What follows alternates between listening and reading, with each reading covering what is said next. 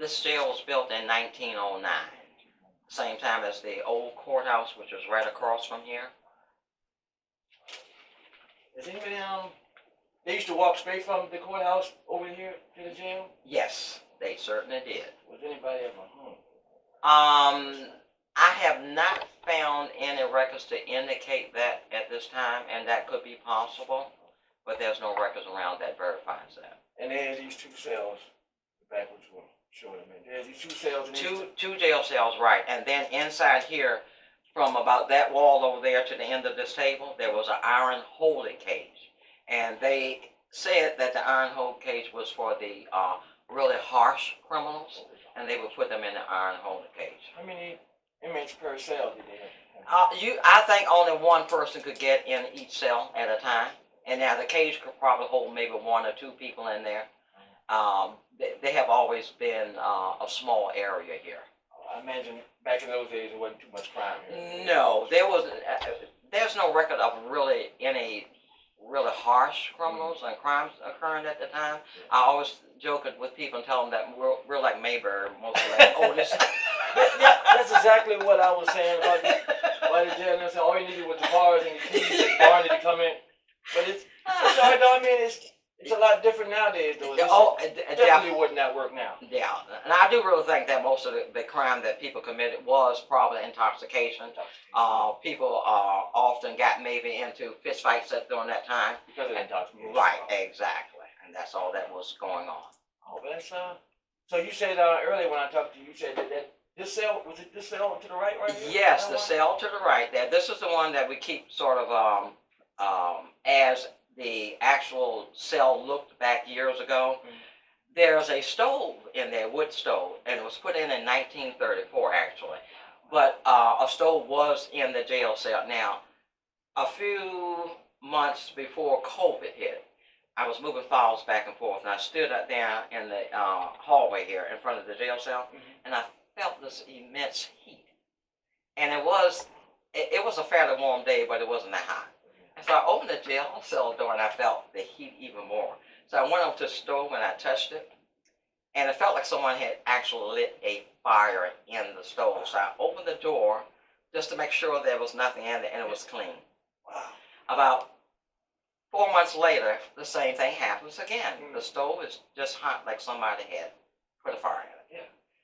So I saw one of the general services employees out there, and I had them to come in, and I asked them because the pipe goes up through the roof, and I thought perhaps it was a warm, sunshiny day. Yeah. Was the sun hot enough to make the stove hot?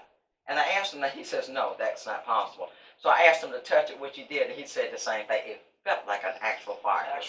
Could you smell the smoke also? I couldn't smell the smoke, but you could just feel the immense heat, as if someone had actually put wood in the stove and took a match and lit a fire. That sounds like residual right there. I think that's probably a residual, you call it residual haunting. It's not really intelligent. It just happens from time to time when the conditions are right. Something like the stone tape theory, from place memory. Yeah. When you go in so many times and then so many people be in there and back and forth and it's the same thing, you can play over again till sometimes. So they probably had fires in that stove so many times, because I would imagine this place would get real cold. Well, it gets cold in here when the time. So I know back then it definitely did get cold, because that was the only source of heat they had. So they didn't have one in this cell also, just one? I think it was just on this side here only. I don't believe they had one on that side there. But yeah, that happened 3 times in a row, so that was very unusual. So, and you said it was what was his name? You said he took a picture on that? There is a writer, Tim Scullion, and he writes books on ghost stories and unusual things. And he had contacted me not too long after that. He was writing a book on Williamsburg. And then he was going to do another one to include possibly New Kent County and King William County. And what he does is he comes out at nighttime with this camera. And he will take a picture in front of the building or on the side of the building. And when his pictures come out, you might see an aura above the window or above the doorway. Well, he had already been here and taken a picture of the front of the jail, that showed the cell here where the stove is. Yeah. In the picture were 3 figures in the window. Wow. So I told them they were the people that were lighting the stove. Yeah, it had to have been because no one was in this building at the time when he took the picture. No one was in here at the time. So he did actually see those 3 figures in the window there. Did he see them in detail or was it just a shadow? I think he said it was most like it was an outline shadow, but I do believe he said one of them was a woman. What? Yeah, one of them was a female. In the cell. In the cell here, right. Did they keep female prisoners also? Now I have not seen any records of female prisoners in here at all. I'm quite sure female prisoners were allowed to visit, you know, especially like it was their husband or father or something. I'm quite sure the females were allowed to visit. But any actual documentation of a female being in the jail cell, I have not seen that at all. And there was no records of anyone dying in the building at all. Now, I didn't have a record of it, but I guess about 3 years ago, a young lady came in here one day, and her father had gone next door to do some business at the administration building. And she came in, she says, we always go by this building, and my father always points to this building. Because, she said, her uncle, his brother, was in jail here. And then she said he was killed here. She said this had to be around the end of the 1940s or early 1950s. And he was about 18 years old. He was arrested because he was intoxicated. African American man? No, white man, intoxicated. So they had put him in the jail cell, and it was the day before Christmas Eve. Oh. So the next morning, he kept telling the sheriff that arrested him, it was Christmas, he needed to go home. He wanted to be with his family on Christmas. Yeah. And the sheriff basically told him he could not go because he was supposed to spend a certain amount of days in the jail. Yeah. So her story was, and this is what her father told her, was that when the sheriff left out, now I don't know if the jail cell door was not locked or whatever it was, but evidently it wasn't because when the sheriff returned, he was in here. And this back window here, the sheriff caught him trying to escape through the back window.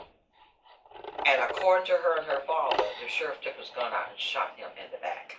Right here? Right here. And he died. And this is why she said her father had never come back in here. That doesn't look like someone can get through there. I imagine the bars were still there back then also. The bars, I don't know exactly when the bars were put up, but the windows at one time were lowered because they had at one time been a cement foundation was placed below it to rise the window, make it rise up a little bit. So it was a little lower. It was a little lower. Yeah, the windows were a little lower. I think I can see that right now. Yeah, you can see the impression there. Yeah. So that's the only story I've had from someone that indicated a person actually died here. That's not natural causes. When someone's life is taken before their time, it sends an echo, like energy is being released. Okay. So when someone dies violently like that before their time, it definitely makes an impression. So he is probably here. Okay. Okay. And then he wanted to go home too. He wanted to go home so bad because it was Christmas. And that makes it even more so. Okay. The psychic energy. Wow. He had a need. He wanted to go home. He wasn't allowed to. Right. Right. So that's the only person I've ever had any information about someone who actually that is actually sad. It was very sad. And she said her father did come to see him, I think, when he was first arrested, and after that happened, she said her father, every time he goes by, he would point to this jail and tell the story. He never returned in here again. I don't think he was trying to escape. I think that he got kind of tired of him saying and insisting that I want to go home. I need to go home. So he probably got tired of it and wanted to fabricate that story. But that's hearsay. That's just my opinion. Yeah, because I have not found a record to actually verify that, so that could be a possibility. Right. Definitely. But it is definitely, if it is true, that's definitely sad. Yeah. So there wasn't any other. There was just those instances. That's the only ones that I have encountered since I've been in here. I have not heard anybody else say anything else about something like that happening. Never feel a touch or tap on your shoulder when you're never by have. yourself? I get asked that question all the time, but I never have at all there. The only other story, the same author, Tim Scullion, the building straight across from you see through the door there, Yes. that's called the Ordinary. Oh, the yellow building right Yes, there? and that was built somewhere around the time period of 1690. And the difference between the Ordinary and the tavern is, at the Ordinary, a tavern you could eat and drink, but at the Ordinary you could eat and drink, but you also could sleep over because they had rooms available for you to stay there. So that was in the 1690s? It was built about 1690. It was there. That is old. He had, when he came to do this picture here, he had gone over there on the side of the building. He had taken several pictures, and one of the pictures that came out on the side of the building, it was a he said it was a slave woman because she was dressed like a slave would dress in an attire with a wrap around her head, but she was cradling a young white child, maybe about 5 or 6 years old, as if she was protecting her. And he said the figure was as clear could be. Like a person, like yes, sitting there. He could actually see this woman and actually see the child being held by her. Wow. So as if she was protecting her from something.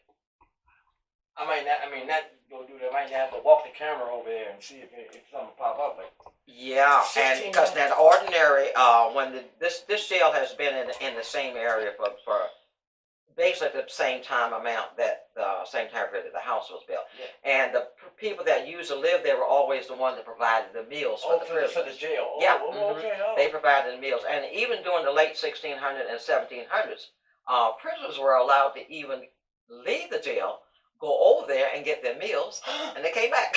What? And they came back? Well, things have definitely changed now. It most certainly have. And even like within I guess maybe a radius of a couple of miles around the whole jail, they would even allow them out in the daytime to walk the circumference around. Right. But they always, like I say, they always came to jail, but not now. You certainly couldn't do that at all. You let them go out and be like, hey, make sure you come back. And be like, that's it. So that was always the thing that was done at that time period. And then later on, when they were no longer allowing the prisoners to do that, the person who owned the place over there still continued to bring breakfast, lunch, and dinner over here to the prisoners. So I often thought about, when he told me the story about seeing this lady cradling this child, I wonder if there's some kind of connection, because they were connected to bring the prisoners the meals. It might have been some kind of connection between the two. So she was protected. It might have been something that happened. That's why she was trying to protect the child. This is what he felt. He said it felt like it was something that had happened or was happening, because it was in the form of protection that she was holding the child. So she was protecting her against something. Probably whatever happened that she was protecting the child from, both of them probably succumbed to whatever it was, and that's why it could be. And then, of course, during the Civil War, that over there was used as a headquarters for some of the soldiers also. So it could have had something to do with that, perhaps. The owners of that did have slaves at that time. Yes. You know, so it could have been any of those circumstances that caused that to happen. I wouldn't be surprised if there is residual because I mean, you can only imagine how many times people don't walk back and forth across from the Ordinary to the jail. Yes. So it has to be some kind of residual. It does, because when New Kent County was formed in 1654, when they had the courthouse at that time, it was called down in an area called Brick House, which is the further end of the county down here. And then when the county started growing, they felt like they needed to move the courthouse up in a different area. So this area they had selected for the courthouse. So the person who built the Ordinary built it so that when court was going on, people could come in there and eat and drink. And they knew a lot of activity would be going on in this area here. So there was a lot of foot traffic going on between that place over there, the Ordinary, the courthouse, and the jail. So it was a lot going on. Going on over here. I mean, for many years it was. No one actually knows what. So, but the court building always the courthouse. It just got bigger. It just They just added a little addition to the side of it. But as I said, that was built about the same time as the Ordinary was built, around the late 1600s. There. New Kent's pretty old. New Kent is one of the oldest counties around in Virginia here. It was formed in 1654 from York County. And York County was formed, I do believe, in 1634. So, of course, here we're now use this as the Family History and Research Center. Okay. So this is where people come to trace their family tree.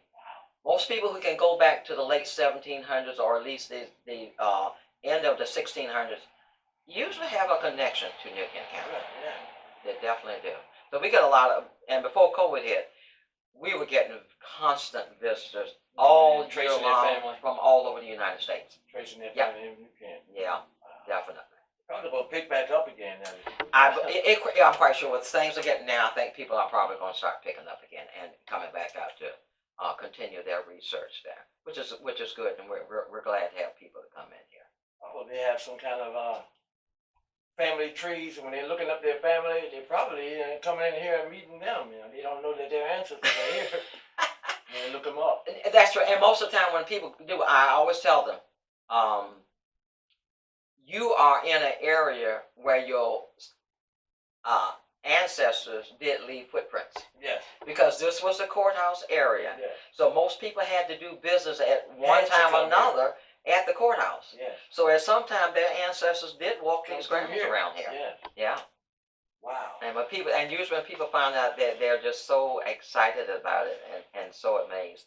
And they will walk around because we do have historical markers in Yes. front of the old courthouse. So they do walk around the area and get the feeling of where their ancestors traveled. Probably feels like home. Yes. To some of them. Yes, it certainly does. Definitely does. Yeah, man, this is just I had no idea there was that much history involved in this one area. It is. It's an awful lot of history, like I said, and of course, doing with the Civil War being very prominent in this area here. In 1862, when the Confederate troops were leaving out of New Kent County, the Union troops were right behind them coming into New Kent County, and the Confederates had used this jail cell over here to store corn in. So since they were leaving and the Union troops were coming, they didn't want the Union troops to have the corn, so they set it on fire. Oh, so that's when it just got burned down. That's when it got back, and then of course the records room was right next door, and that's why New Kent County is called a burn county, and it's basically because we lost our records several times to fires. So there's a lot And of so at that time we lost a lot of records during that fire there. Our first fire was during the last battle of Bacon's Rebellion, when the courthouse was down at Brick House, and the courthouse burned, and we lost records there. 1778, we had the clerk of records who committed a crime. He was arrested because they knew he had done the crime, but they let him out in between time for his court case to be held. And what he did when he was released, he went home, got 2 slaves, brought them back to here. The records room was right next door, once again, to the jail. And there was evidence in the records room that did prove he had done the crime, but they knew it anyway. He thought he was destroying the documents, that proved what he had done.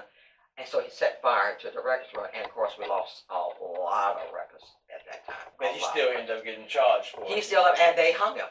Eventually he was hung for his crime. Wow. So I always say they should have kept him in jail. Maybe they should have, yeah, because you lost a lot of records, because all those things you can't recover. You can't recover. Unfortunately, someone came up with the idea after the corn was burned in 1862. Most of the records we have left for New Kent County, we'll send them to Richmond for safekeeping. Well, of course, in May 1865, they came through and burned Richmond completely down. Yeah. So the records we sent there were once again destroyed. Wow. It seems like everywhere New Kent's records are sent, calamity ensues. Yes, it did. It seems like we were having bad luck everywhere we went. Everywhere because of the records. Maybe we should keep them in a fireproof box or something. They should have Keep them thought wet of all the something time. better there. We have lost a lot that we will never recover, of course. But as we help people with tracing their family tree, a lot of them have papers that have wills, deeds, Bible records, marriage license, and that type of thing that have been in their family for generations. So they have been generous enough when they come in. They will bring copies of these wills and deeds, memoirs, and marriage license, and donate copies to us. So we have acquired quite a few fragments of the early lost history. Kind of like put some pieces Yes, back that was lost. exactly, And because of them, we have acquired a lot of things that we would never, ever have been able to get back. Right. That's pretty bad. So we do have fragments that we can help people with when they come in and do early recover. research. At least you can, recover some of that back. Yes. So that's, that Yes. was pretty good. Yes, definitely. And hopefully, maybe in the future, we might acquire more. We never know. But we're always looking. You never know. People are always finding Yes. more documents. They are, definitely. I always tell people, most people have papers in their attics or buried down in the basement for years and years and years, and they don't know what it is until someone passes away, and then they find these boxes. And a lot of people are not interested in maintaining papers or preserving it. A lot of people just throw stuff away. They don't know the importance of it. We always tell people, please do not throw your boxes away. Bring them in here. Yeah, read it. If you find and it's old and you know it's old and musty, bring it in. Bring it in. Like we will go through them for you. So just do not, because once you throw stuff away, that's lost history. It's gone. It's unfortunately. And probably so much has been lost due to that. It has. A lot has been lost, unfortunately. And a lot of blacks who try to come in and do their family history, they have a little harder time because of the lost records, and especially with slave records. Most of our slave records were completely destroyed, so we don't have a lot of records as far as the slaves. And they probably wasn't too keen on and good on keeping slave records. And it all depends on who the slave owner was. Some of them were better at keeping records than others. The ones that were good at keeping records, we can find some of that information somewhere. Others who didn't do the job that should have done, it's extremely difficult to find. And they probably weren't too nice to their slaves either. A lot of them weren't. I have been for the last 5 years researching slave records for New Kent County. I'm transcribing slave records for New Kent County. So I have been looking just about everywhere I can to find any sort of will or deed that will name a slave. And I'm transcribing this information. So I've had to pursue a lot of avenues for this. But I have acquired quite a few records that are not actually in the county itself, but in other places. So eventually I'm going to do a book to make this available to people who are doing that research. I got to get that book because I want it. I love history. I can spend all day long about history. There's something about it. I love talking to people who's like 90 and 100 years old. I can sit there and talk to them all day. All day long. Yes, and that's one thing I always suggest to people. If you have an older member in your family, you need to interview them. Now. Yeah, while you can, while they're still because they take so much with them when they go that you will find nowhere else. So an older member in the family needs to be interviewed. Definitely as soon as possible. Because they are a wealth of knowledge. They are. A wealth of knowledge. You'll never get that back. They have first-hand accounts. No, you certainly won't. Definitely. Well, I certainly appreciate taking the time out and telling us a little bit more about the history of the jail. You're quite welcome there. We're glad to have you here, and we hope that things are getting better now as far as the COVID situation is concerned, and some form of normalcy will be returning, and hopefully visitors will be coming back again. They will. To the jail. And they will, because this is definitely an interesting place. I had no idea about the ordinary. Right. I had no idea. Yeah. All right, well, we're going to start seeing if we can get in contact with some of the people in here. Okay. And thank you very much. You're quite welcome, sir, and thank you.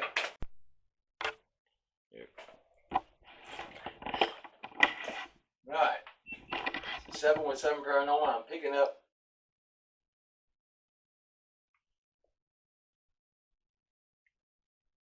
Look at that. And the temperature just dropped in there a little bit. A little bit. Well, I'm not getting anything around me now, and you see the screen is blue.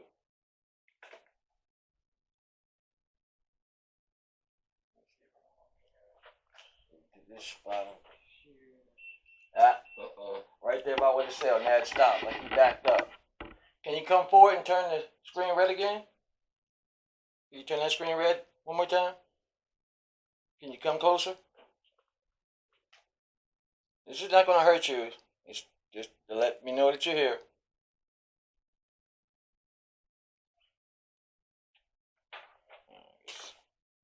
Let's see if we can get it even.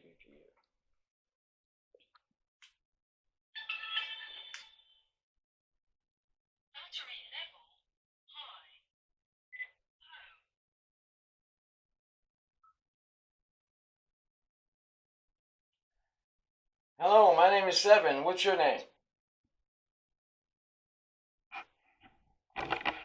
How long have you been here? You speak as loud as you can into the recorder. Were you the one cutting the stove on?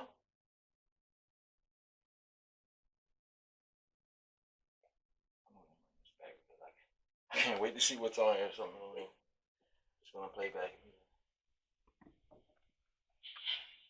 Hello, my name is Seven. What's your name?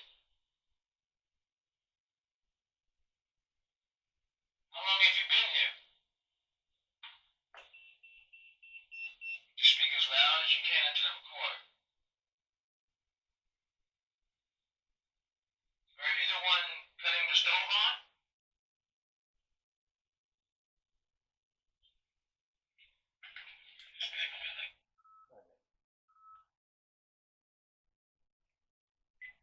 What's that? Hello, my name is Seven. What's your name? How long have you been here? You speak as loud as you can into the recorder.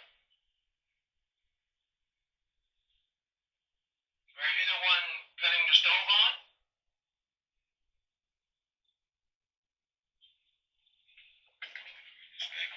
I'm hearing whispering a little bit of him, but I'm gonna have to put it through the computer and see if I can get. Oh, you did hear a whisper? Yeah, I think it was a slight whisper when I asked were you the one cutting the stove on. Oh, okay. And it was like, I can barely make it out. Oh, okay. So I'm gonna have to put it through the computer and see if I can raise up the level.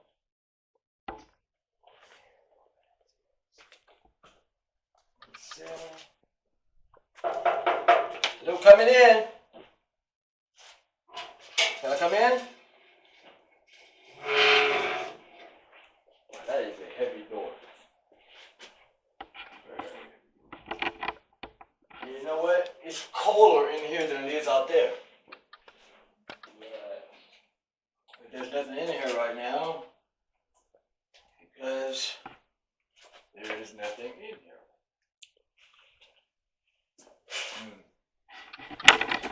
This is, who's that? Amy Clarence Talley, who was appointed sheriff of New Kent County to fill the unexpired term of Walter Boswell, who was appointed state parole officer for New Kent and other peninsula counties. Both Mr. Talley, who resided at Roxbury, and Mr. Boswell, who lives at Barhamsville, entered upon their new duties February 1943. Oh, that's interesting. And what are these New Kent County criminal docket cases? Oh, all right. Now we're getting somewhere. Criminal dockets. Can't make out the names and what they did.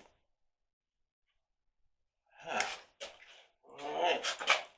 Okay, one of this one here.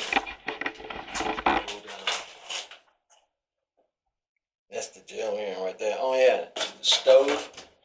Is it hot? Huh. This is a little warm to the touch with that. Let me do see. Hello, is this your cell? This is the stove you kept cutting on? It's a very comfortable looking bed you got here. You sleep well?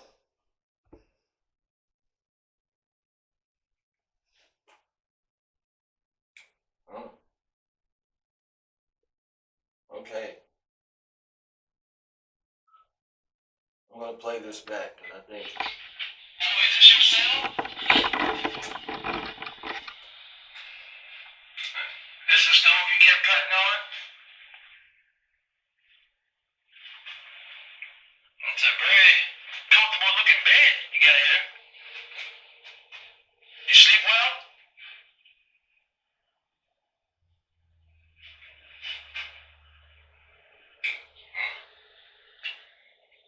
What was that? Okay.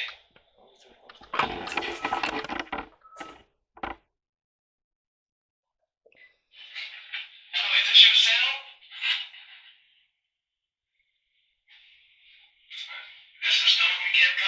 You heard that? Look, Yeah. no, because that wasn't me. Hello, is this your cell? This is the stove you kept cutting on? Hello, is this your cell? This is the stove you kept cutting on? Wow. And he does it again. It's a very comfortable looking bed you got here. You sleep well?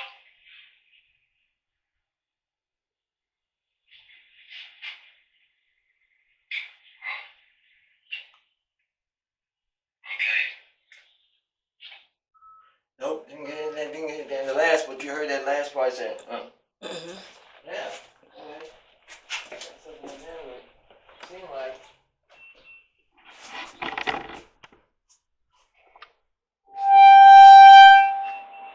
Moving around. Moving all around. Okay. I'm gonna take out the SLS camera now. We're gonna get some SLS going on here. No more hiding. Time to get serious. So did they find something in there? I heard it was a guy who said and he's like, hey, buddy, what's going on? What's your name?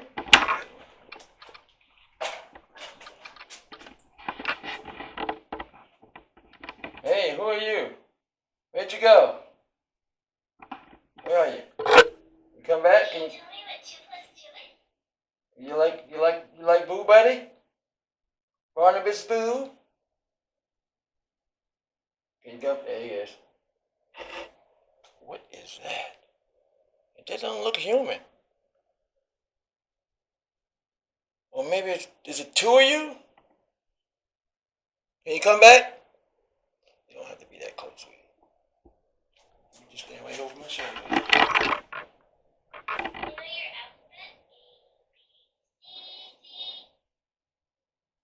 Can you come back? There you go. Wow, he's on top of the bed where Boo Buddy was.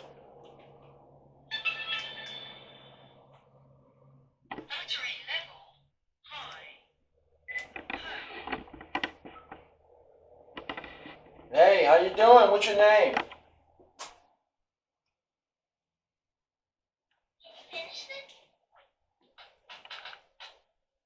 Are you one of the inmates that were here? Can you come back?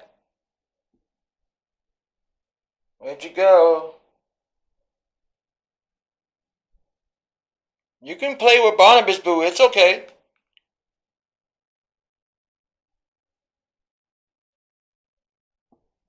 Can you come back for me? Whoa. Whoa. Can you make a noise Okay, for me? get back. Get back.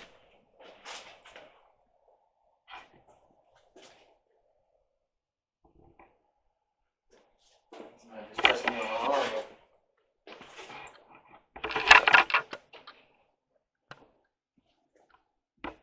I guess he was trying to tell me to get out. Yeah. It's gone now. Where'd you go? Can you come back in here? Can you tell me a secret? Yeah, can you tell Barnabas a secret? Can you tell me a secret? I'm good at keeping secrets. You can tell it right here in this recorder right here. You can tell me. You don't have to be shy. Not here to hurt you, just here to talk, that's all. Not here to tell you to leave. Can you touch my tummy? I think he's gone now. Let me see if he can back in here, if he's in here anywhere.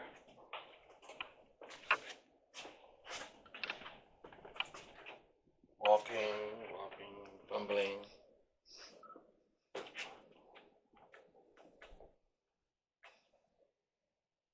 There was some people in that cell when I was mapping the old waters.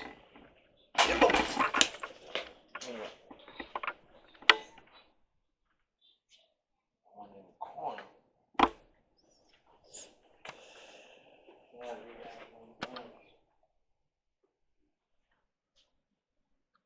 Come back.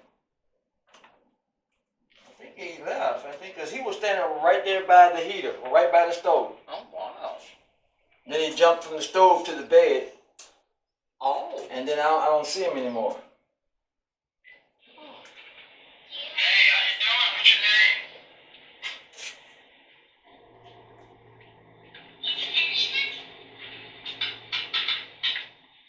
Are you one of the inmates that were here? Can you come back? Came back. Where'd you go? I called him on my You can play with Barnabas, but it's okay.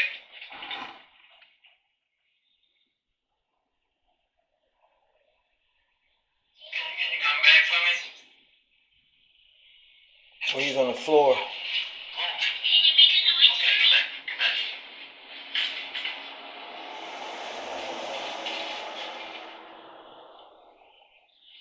Just test me on my There you go again. He's back and he's jumping all around. What? Are you? I guess you were trying to tell me to get out. Yeah. He's gone now. Where'd you go? Can you come back in here?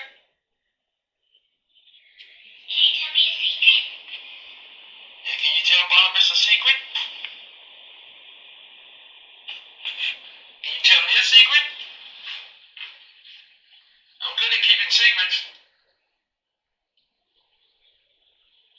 You can tell it right here in this recorder right here. You can tell me. Don't have to be shy. Not here to hurt you, just here to talk, that's all. Not here to tell you to leave.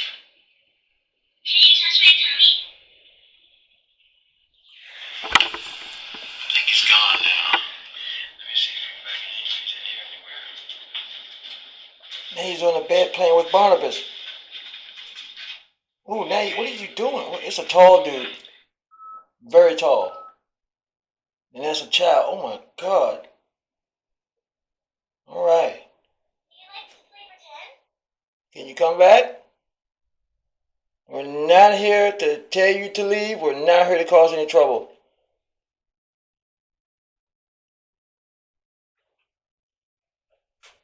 Getting a lot of action in here. A lot of SLS action.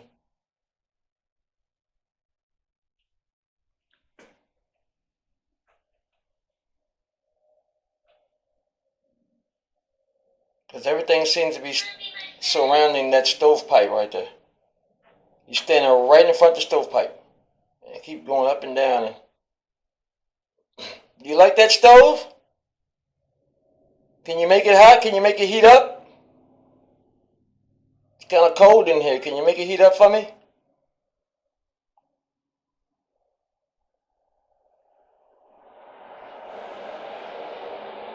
Huh. That is very interesting. That is very, very interesting.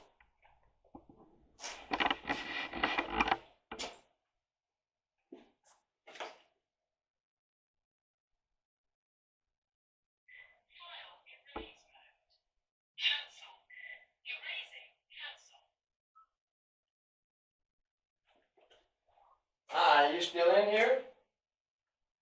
I really would like to talk to you. Can you talk to me in this recorder right here?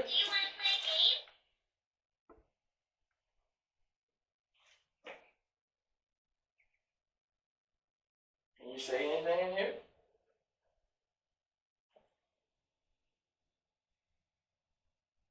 Where'd you go?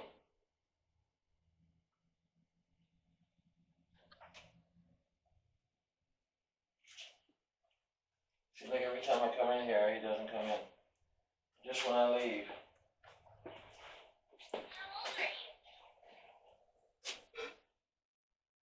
Can you come back now?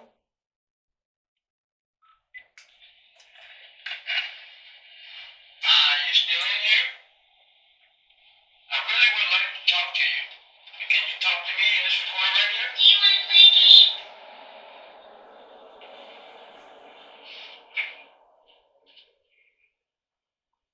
Can you say anything in here?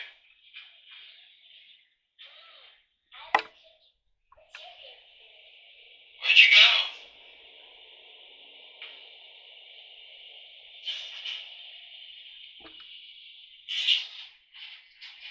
every time I come in here, he doesn't come in.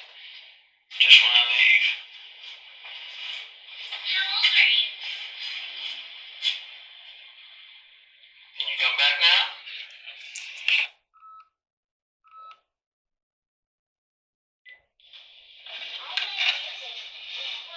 You still in here?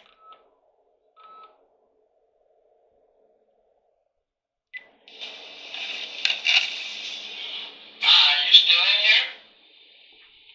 I really would like to talk to you. Can you talk to me in this corner right here? Okay. Alright, that's all right here now. Can you say anything in here?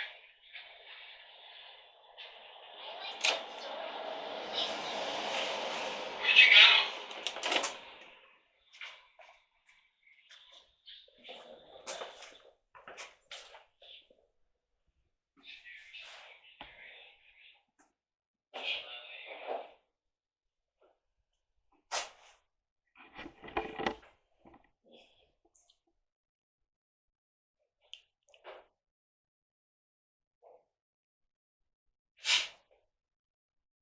What color is the light in my tummy?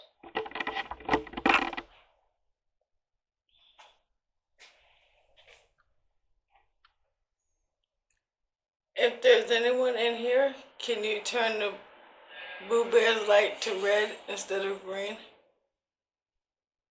Can you touch the bear?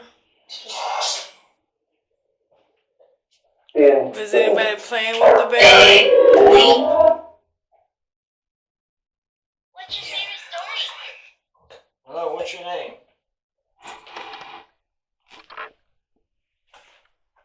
You can talk right into this device and we can hear you.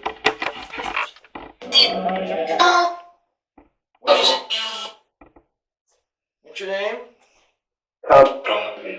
Tom? Your name is Tom? How you doing, Tom? What's your favorite color? How many of you are in here, Tom?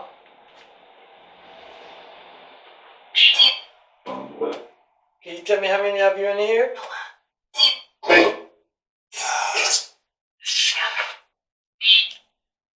7? All right.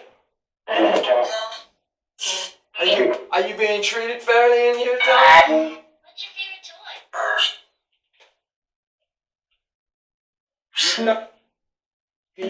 Can you tell me what year were you in here?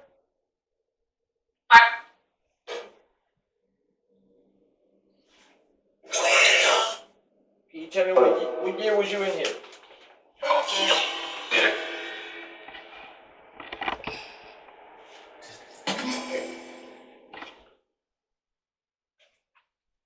Well, can you say my name?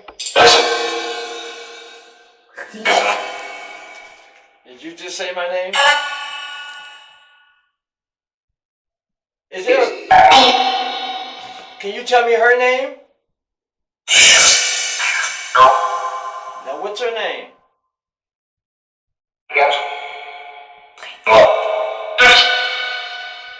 Oh, she's from New Kent too, you know. Born and raised in New Kent. Yeah, were you born and raised in New Kent?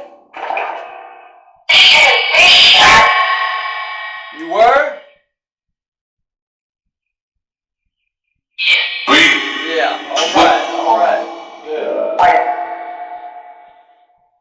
Is there a female in the building? If someone said they saw a female in this window right here. Is there a woman here? No? Okay.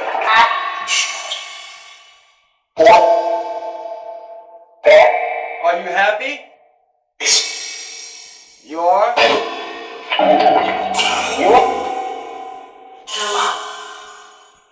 Can you leave the building anytime you want? Can you come back and forth?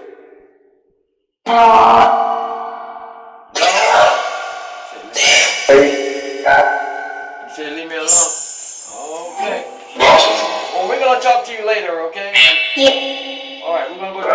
stuff. Alright, maybe we'll talk to you later. Okay.